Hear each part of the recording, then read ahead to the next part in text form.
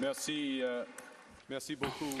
Thank you, Cedric. Good afternoon, everyone. Thank you for that kind introduction. Thank you for your attendance here. Thank you for this invitation. I want to begin by acknowledging that we are gathered on the unceded territory of the Algonquin Anishinaabe people. And I want to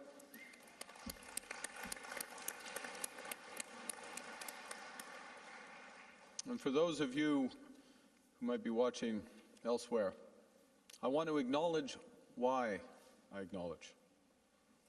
This land acknowledgement honors First Nations as the first stewards of this land. It recognizes the painful history during which First Nations were displaced from their territories. And it also points to the possibility of reconciliation, the opportunity for renewal that comes from acknowledging and confronting our past. I want to thank all the elders, the drum, and the leaders gathered here today, and those who will gather over the next 2 days. And I want to extend a special thanks to National Chief Woodhouse Nipanak for her invitation and her leadership. I also want to thank the AFN regional chiefs and the entire team at the Assembly of First Nations for bringing us together today, bringing us together this week, and including me in this gathering.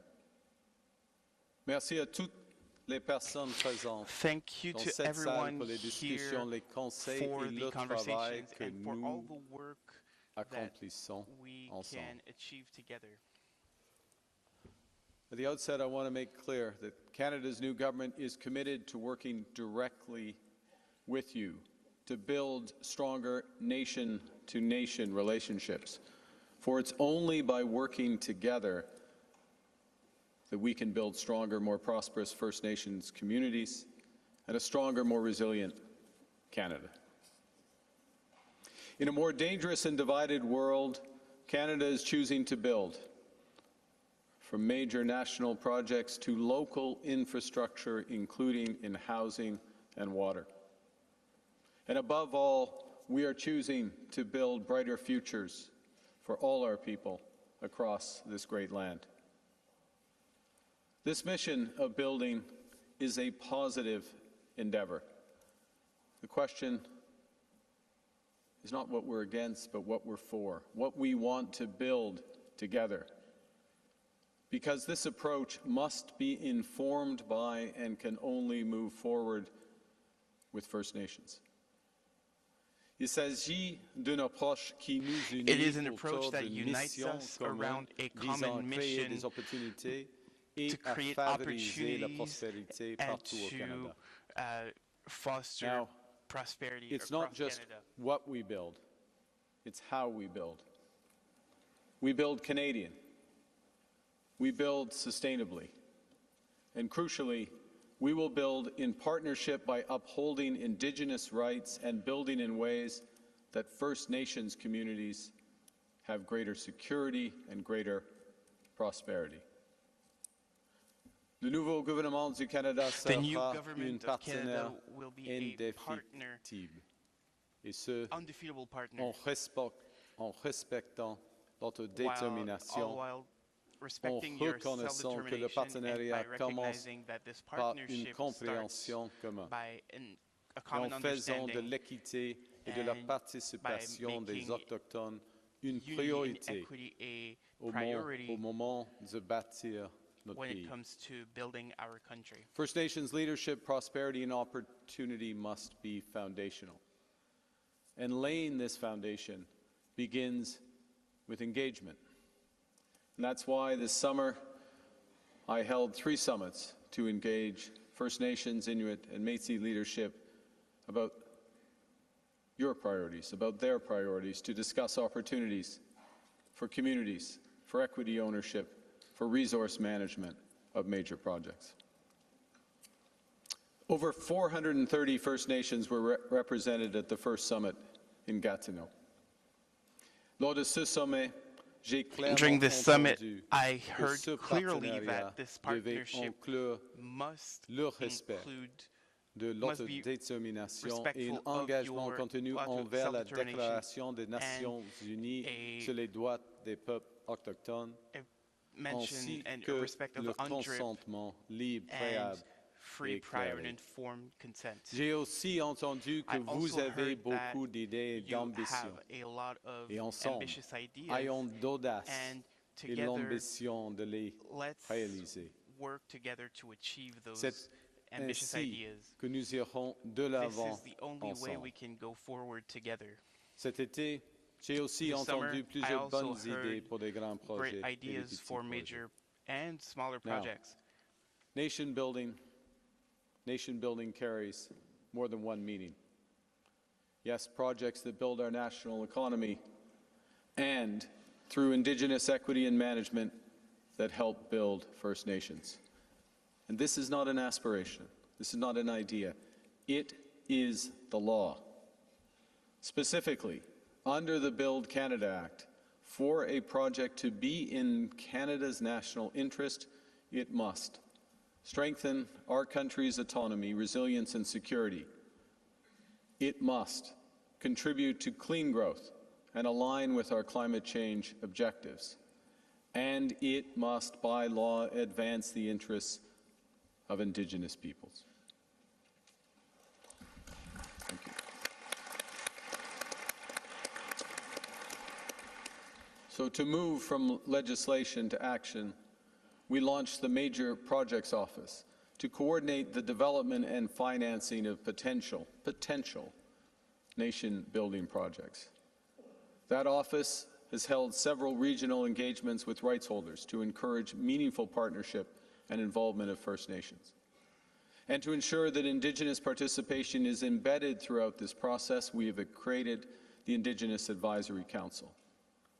But let me be absolutely clear.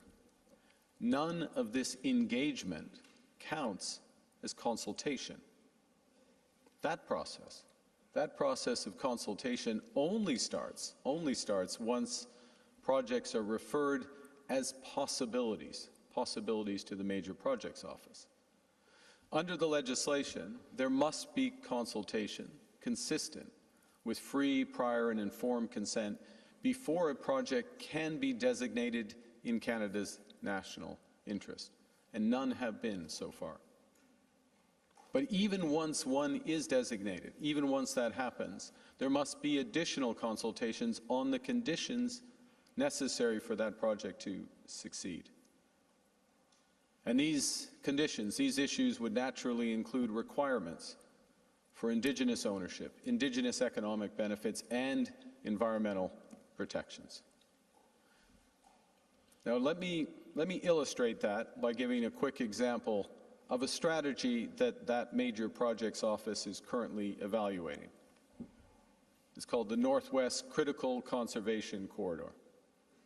The corridor is in an area of northwest British Columbia that sits atop vast deposits of critical minerals and has the potential to connect the clean electricity grid of BC to the power grids of Yukon and Alberta while creating a new conservation area the size of Greece. The proposed North Coast transmission line at the heart of this project has the potential to create $10 billion in new economic activity, while reducing emissions by up to 3 million tons annually. It would also enable the expansion of the Red Chris mine to be built in close, direct collaboration with the Tahltan Nation. That mine will increase Canada's annual copper production by over 15% and employ 1,500 workers during operations and reduce greenhouse gas emissions by over 70%. The North Coast transmission line would also enable the Silesums LNG, owned by the Niska Nation, which will become Canada's second largest and one of the world's lowest emission LNG operations. In the coming months, through consultations with First Nations and on the advice of the Major Projects Office, we'll determine whether to formally designate these projects as being in the national interest, and if so, following further consultations, set the relevant conditions for these projects to proceed. Les projets comme celui-ci créeront des milliers de carrières bien Projects like these ones will help, will bring prosperity to the communities, to First Nation communities, to be a reliable partner to First Nations goes more than respecting the consultation. It also necessitates the creation of jobs for First Nations by participating. Ces projets ont le potentiel d'agir comme une source de revenus autonome et fiable pour les communautés, une source de la richesse nécessaire pour la réalisation de vos priorités. To empower First Nations to own and lead major projects, our government has doubled the Indigenous Loan Guarantee Program to $10 billion. Nous avons prévu $40 millions pour la participation. We participated $40 million for the building, nation building. It is a direct funding afin que vous contribuiez so that à déterminer ce que nous pouvons bâtir determine ensemble. what we can build together. Now, as we build our nations, we must build strong communities. Over $16 billion has been invested thus far in over 13,000 projects that support Indigenous community infrastructure. Infrastructure that's central to the strength of those communities. Many aspects of this, I would like to focus today on two areas: housing and water. We've just created a new agency, Build Canada Homes, which will partner with First Nations and other orders of government to supercharge housing construction, using new factory technologies that cut building times by 50%, reduce costs by 20%, and lower emissions by 20%. Build Canada Homes will directly engage with First Nations to build affordable housing with a focus on Indigenous-led solutions, financial support, and those innovative construction methods. It's our vision that Build Canada Homes will incorporate Indigenous housing providers' knowledge and their leadership in these housing projects. Furthermore, I asked ISK's minister to work with you all over the next year to find a better way to answer your needs when it comes to housing, especially on reserve land. Veiller à ce que le programme de logement de la SCHL, au titre de l'article 95, se fonde sur les données de dernier recensement afin de répondre efficacement aux besoins des communautés. We want to build housing where First Nation families live, and to support the around two-thirds First Nations peoples that live off reserve, we have committed $2.8 billion in Budget 2025 for off-reserve urban, rural, and northern Indigenous housing. And we confirm $1.7 billion to build on-reserve housing. The gouvernement collaborera avec les Government will work with leaders here today to draft solutions, affordable solutions to answer the needs of First Nations in regards to housing. Building the homes we all need is one of the core missions of our government. That's why we're making a generational investment overall of $13 billion in housing through Build Canada Homes. And this is on top of the funding, $5 billion since 2016, invested directly in on-reserve housing. We're also moving forward with the essential work of building infrastructure on reserve, beginning with recognizing, as we all do, that clean water is foundational. Over the last decade, 85% of drinking water advisories on reserve have been lifted through investments of over $7 billion since 2016. Our government is committed to ending the remaining 38 advisories, and we've allocated in this budget an additional $2.3 billion for that purpose. Now, we recognize that we need a more permanent solution through a coordinated approach supported by the right funding mechanism and working with the provinces and territories at the table. This is a top priority for our government. And I'm pleased, the National Chief and I have discussed this, I'm pleased to announce that I will host early in the new year a joint federal, provincial, territorial First Ministers meeting with First Nations.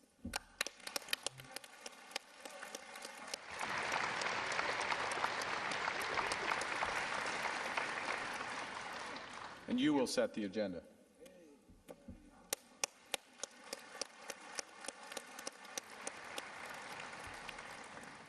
I'm sure that coordination and solutions on water will be one of the main items.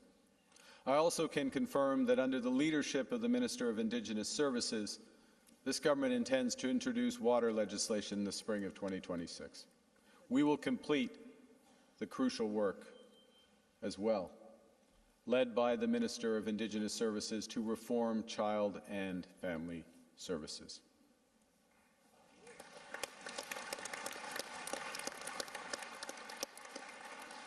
This will help ensure the First Nations children grow up safe, secure, deeply connected to their families, their culture, their language. Our approach to child welfare will be First Nations-led, community-led, and it will be supported by significant additional funding. Now let me move towards a conclusion. That's a euphemism. I'm not quite ready to conclude, but I'm moving towards. Because I want to say a few words about a fundamental issue in relationships, which is trust. Because building together, you can only build together with trust. And I recognize that trust is never a given. It can only be earned, and it's earned through sustained action over time. Trust grows through partnership. Il faut donc collaborer de manière continue. We need to work together et de façon transparente avec les dirigeants des Premières Nations à mesure que nous bâtissons des infrastructures dont vigueur visant à transformer nos économies. Trust is built by openness. I will always be straight about the challenges we face and the choices we must take together. And while our government has just undertaken a rigorous spending review in advance of the budget, we protected the essential programs of Indigenous Services Canada and the work of Crown Indigenous Relations. Core services, such as health care, community safety, child and family services, education, and mental wellness, all of these will continue to progress. This builds on the over 400% increase in investments in Indigenous communities over the past decade. It also means that we recognize, that while outcomes have in many cases improved, there has not been as much progress as any of us would want, and certainly not enough progress, especially for the children who deserve it the most. So we will work together to better focus, appropriately scale and optimize these investments to maximize their impact. And that should mean more First Nations-led solutions, greater funding directly to rights holders with better measurement of outcomes. And finally, trust requires listening, even when the truth is difficult to hear. Canada's new government is moving forward on the Truth and Reconciliation Commission's calls for action.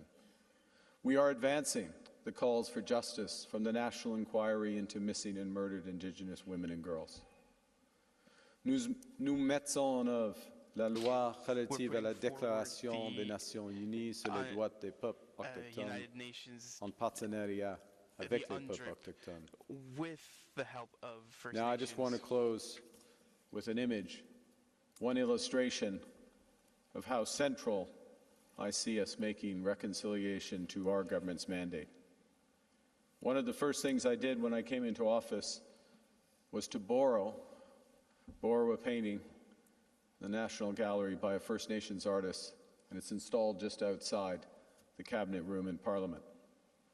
It's called A Brief History of Northwest Coast Design by Luke Parnell, and it depicts a part of our history through 11 wooden panels with images inspired by the designs on bentwood boxes and feast bowls. The first few of these panels burst with vibrant colors. And then, with colonial contact, those colors fade, till the middle ones become smothered in white paint, a culture literally whitewashed. The final panels resemble the original glory, with images that, although marked by what has been endured, are renewed and resurgent. This painting, to me, captures both the pain of suppression and the possibility of reconciliation. Cette possibilité repose sur la vérité. La vérité est le fondement de la justice. Truth is La at the basis réconciliation of justice. est une tâche qui doit être vécue a task that et must be pratiquée lived and à chaque jour. practiced every single day. This painting is the last image that my ministers and I see before we enter the Cabinet Room to make some of the most important decisions for our country's future. And it's the first image we see when we leave, charged with the responsibility of implementing those decisions to create a better future. It's a reminder to us of the progress that's been made, the work that remains to achieve all that we can imagine and build together.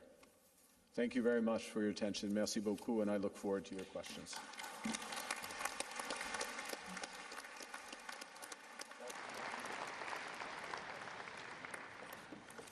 Well, Alan, Prime Minister Carney. Again, we do have time for some questions, and I want to recognize once more the collaboration and the openness to having one representative by region to be able to address Prime Minister with your region's concerns. I will start at microphone number 1 and remind you that we will be giving 2 minutes, especially for this section of the agenda, and I will be quite firm on time. If you do choose to separate your time amongst multiple speakers, that still means it's going to be 2 minutes. So I would look at microphone number 1. If you can tell us your region. Bonjour. My name is Gary Quizis. I'm from the Skandaga First Nation, a remote community of Ontario. I just want to address a concern that we have for 30 years, 263 days of boil water advisory. And hearing you comments that you've been lifting boil water advisories in Canada, but I don't know which part of country you're talking about that's water is being lifted, but our community hasn't been lifted for 30 years. And it's already intergenerational. It's been a full impact. I got a cap that says every child matters. You know, it's very disappointing to see a treaty partner that can't resolve their own capital asset from the government. It's not our fault why we have boil water advisory. It's the capital assets from the federal government that puts us on the spot for 30 years. It's very, very sad to say. You know, people here to hear that 30 years of boil water advisory. We're the longest in Canada. We've been having commitments, but no action.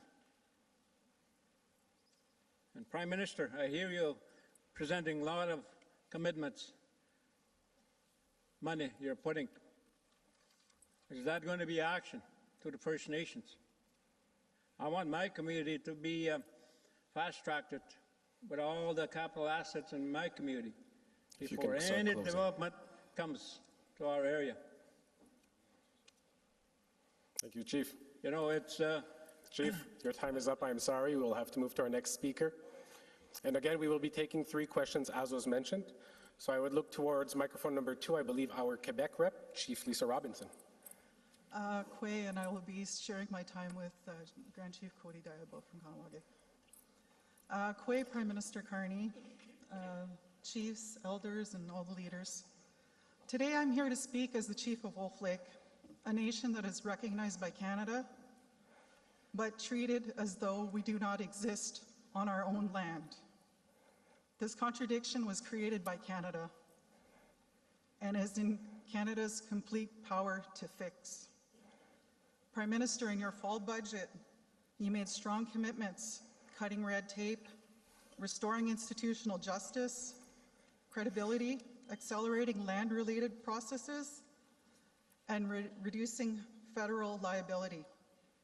Wolf Lake is the textbook example of where federal red tape has caused institutional failure. Canada is able to streamline processes for huge multi-million-dollar, billion-dollar projects, some of the most complex processes in this country. Yet, reserve creation for a single nation is stuck in 1980s era bureaucracy. Canada's delays continue to punish Wolf Lake, while federal fiscal, legal, and moral risk continue to grow. You have spoken about rebuilding institutional trust, but if Canada cannot complete the land base of a First Nation that it already recognizes, what does that say about the integrity of the system? Final 20 seconds, Chief Robinson. 20 seconds, oh my goodness. So our ask is simple, that your office directs departments to elevate, prioritize, and resolve the land issue for the people of Wolf Lake, and to ensure that equitable funding is made for us, that we are not punished further by Canada's delays. Prime Minister, if Canada can cut red tape for multi-billion-dollar projects, it can cut the process and the red tape for a First Nation that has waited long enough. Miigwech. Thank you, Chief Robinson. I will now move to microphone 1. I see we have Regional Chief Cameron for the Saskatchewan region. Yeah, thank you. My name is Bobby Cameron. I come from the Treaty 6 territory, Witchkin Lake First Nation. Just going to get right into it. Prime Minister Carney, in 1930, the government of the day transferred natural resources to the provincial governments. This led to tens of billions of dollars being lost for First Nations. Tens of billions of dollars. The solution is right there with Bill C-5.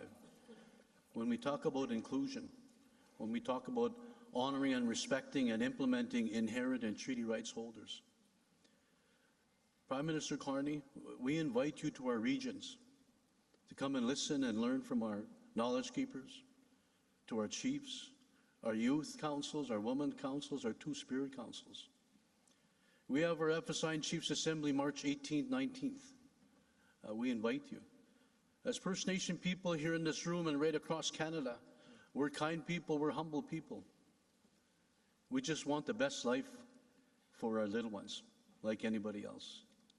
We want to say, lastly, the NRTA has to be revised, the Bill C-5, full inclusion.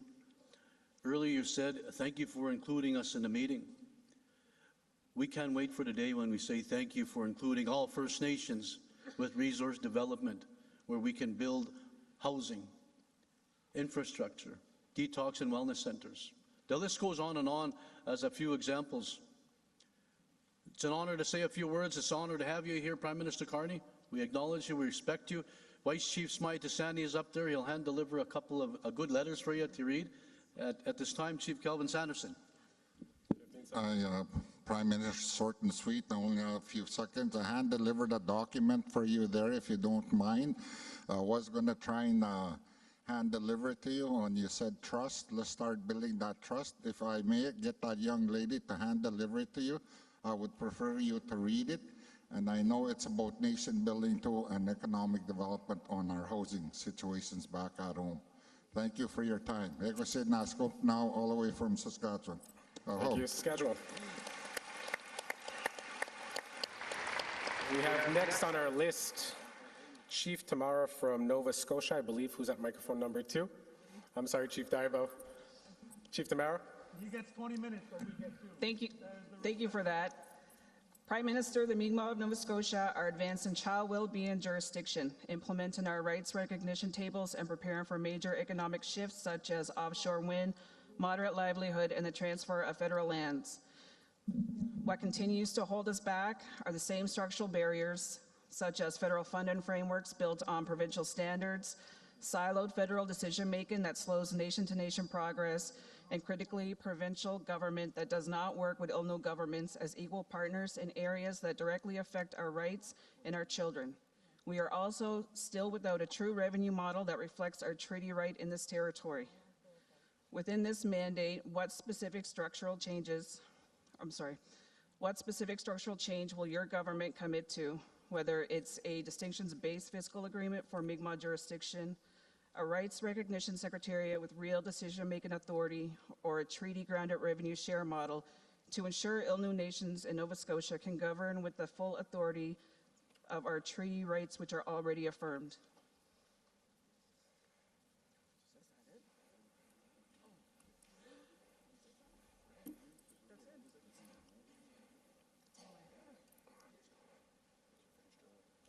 Sorry, that's it. I'm done. Thank you. Microphone number 2.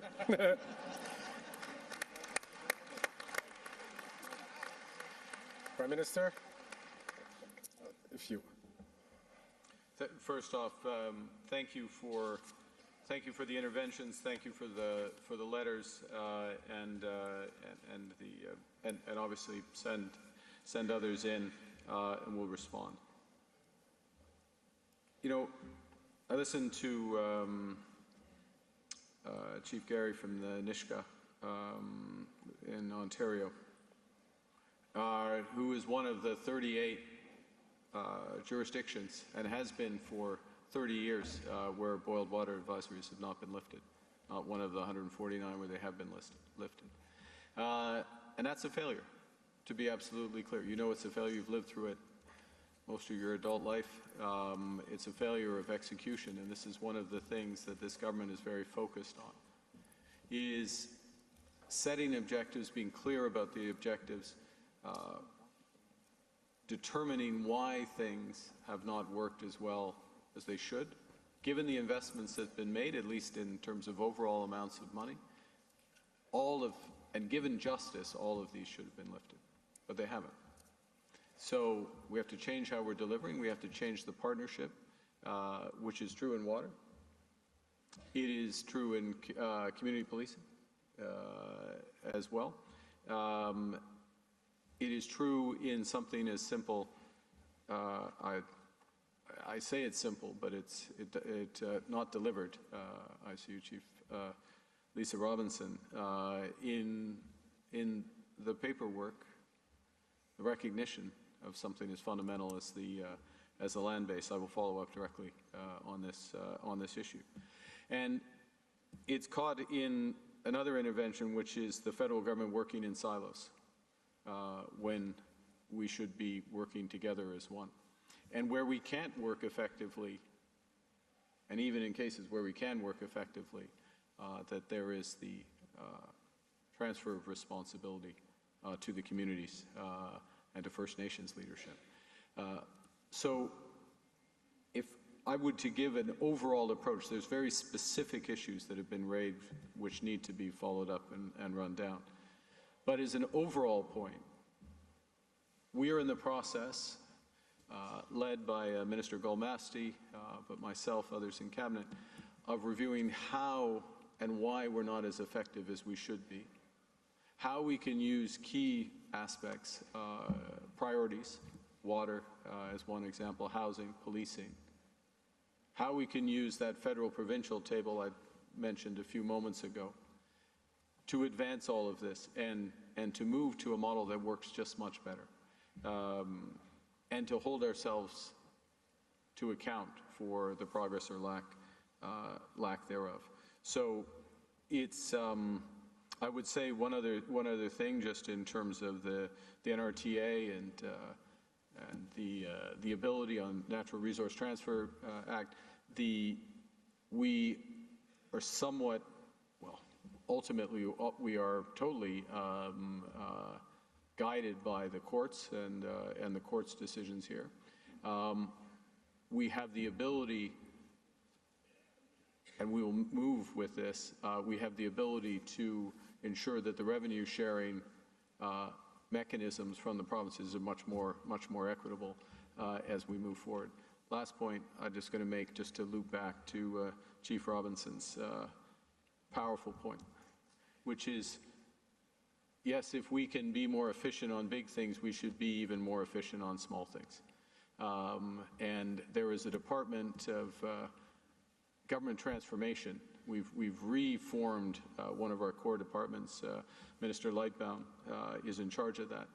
And that's exactly what his mandate is to do across all delivery models. The ones that matter here are the ones that directly affect you.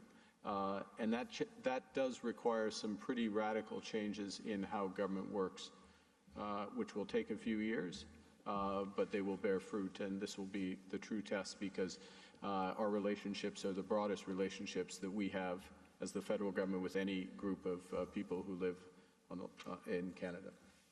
Sorry, thanks. Prime Minister. And again, with the time, I just want to say we probably won't be able to get to everyone who are at the microphones.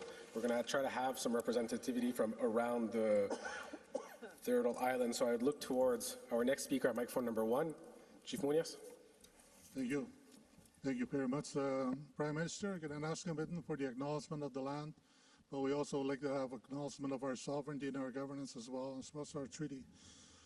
Canada's relationship with our nation is founded on sacred treaties. These are not historical artifacts. They are living, binding agreements between sovereign nations.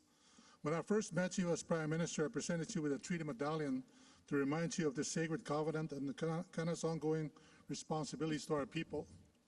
The Manitoba Chiefs maintain that the standards of consultation, accommodation, and consent affirmed in Canadian law and international remain fully in force. Regardless of the federal government's plan to fast-track so-called projects of national interest, treaty rights cannot be suspended for convenience or economic expediency. Why is Manitoba sovereign nations who are the rights holders excluded from the National Advisory Committee? Under the Indian Act, the second generation cutoff strips status Indians benefits and treaty entitlements from many of our descendants through no fault of their own. This is a colonial policy that continues to fracture families and erode our nations. How will your government ensure that the consultation and accommodation, consent, and the benefits arising from our treaties apply not only to those recognized rights holders, but also those unfairly excluded by the Indian Act, that the inherent and treaty rights of all our future generations are protected? Let me be clear. Consultation and accommodation do not constitute consent. Our nations in Manitoba retain their internal right to free, prior, informed consent. Anything about us, without us, will not work. Our traditional territories must be respected as priority jurisdictions. They cannot be and must not be treated as secondary to the interests of non-First Nation governments, such as provinces, corporations, or entities. The honor of the Crown demands no less. Mr. Prime Minister, I look forward to your response. Thank you very much for listening to me.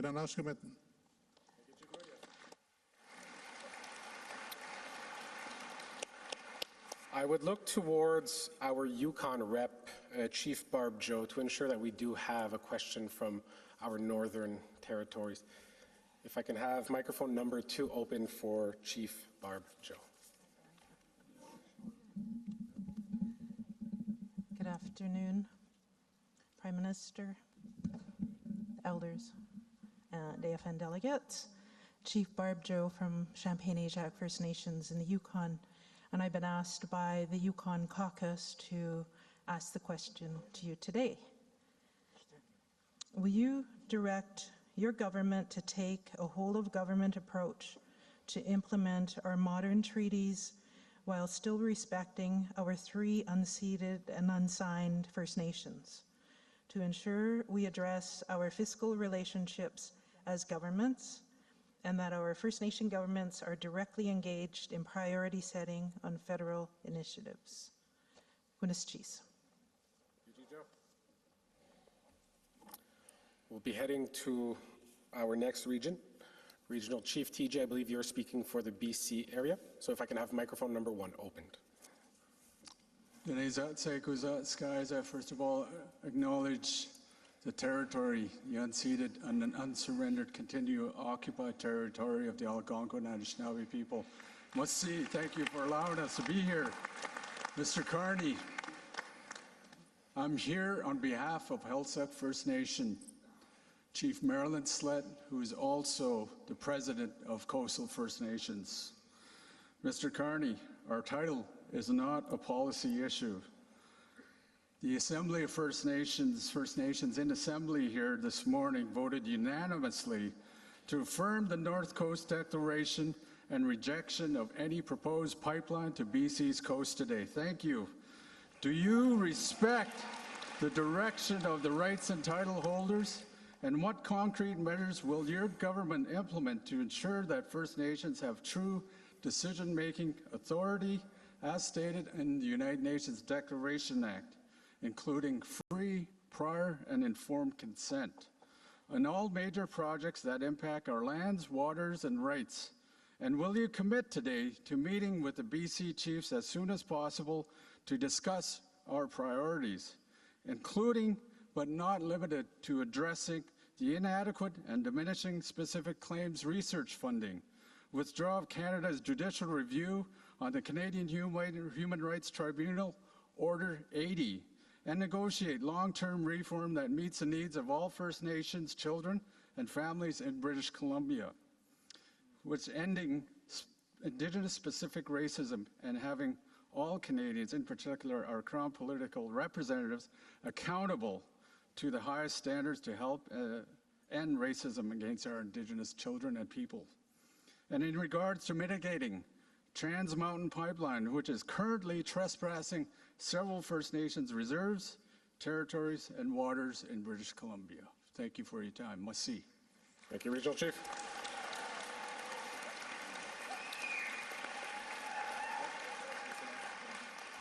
So again, Prime Minister Carney, maybe for response to those questions and I think closing comments. Thank you very much, Cedric. Thank you again for those questions and interventions. Let me make a distinction with respect to the first question on quote fast-tracking approvals. There are things for which the federal government has responsibility around, for example, environmental approvals if something's related to an interprovincial, for example, I gave the reference of the Northwest Critical Conservation Corridor, interties between the system, the clean grid of BC and Yukon and Alberta. Federal government legally has the responsibility to make those approvals.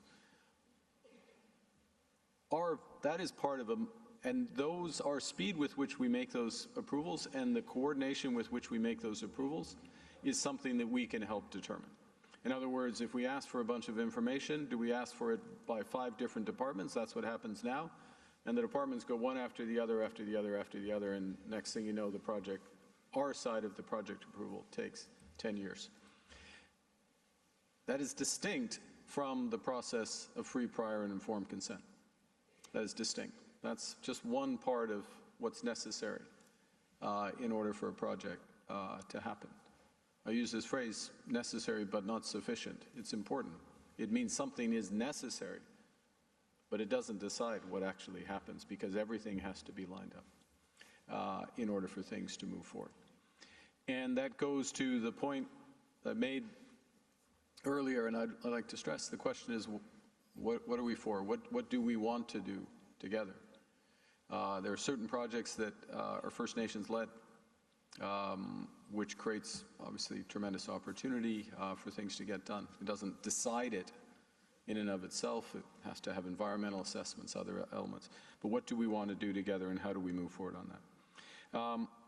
On the question from Yukon and the whole of government approach, I mean, the answer is yes, in terms of that approach. And then in terms of, on behalf of the Chief, if I understood correctly, speaking coastal First Nations. The process of having that meeting has already begun. The request has already been made by my office, so I look forward to that meeting at the earliest opportunity. And there are and I absolutely recognize and respect that there are a broad range of issues to be discussed. I'll say one last thing, if I may, about the MOU with Alberta, between the federal government and Alberta.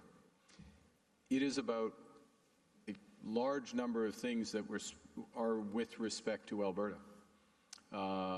What they are going to do with nuclear power, if anything, what they're going to do with artificial intelligence, what they are going to do with their pricing system, what they're going to do with carbon capture, an environmental way to make conventional energy more environmental. So there's a huge element there in the relationship, which is between the federal government and Alberta. If any of those issues, and many of them do, touch Treaty 6, 7, 8 rights holders, other rights holders in Alberta, of course, that consultation has to happen. And then there's the fundamental point very effectively made, and I hear that point. So yes, I look forward to the opportunity to meet with the leadership of the Coastal First Nations and as many others as I can. And I guess if you're giving me the final word, is that correct? Or? Absolutely. Yeah.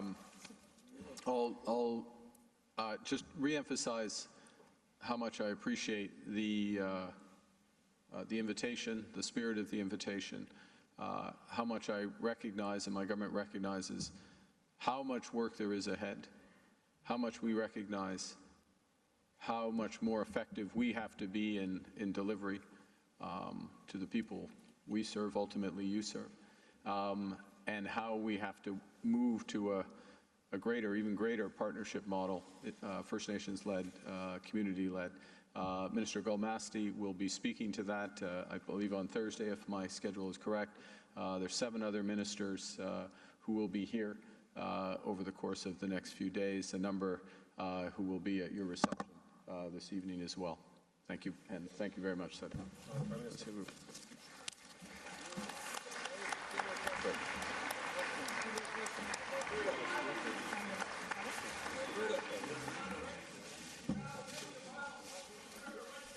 I understand that many people feel like, I know that the AFN had spoken about, for those who had prepared questions, we were going to be able to have them compiled.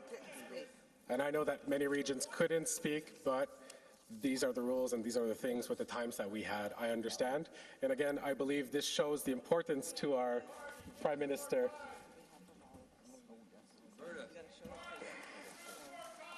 Chief Jacko.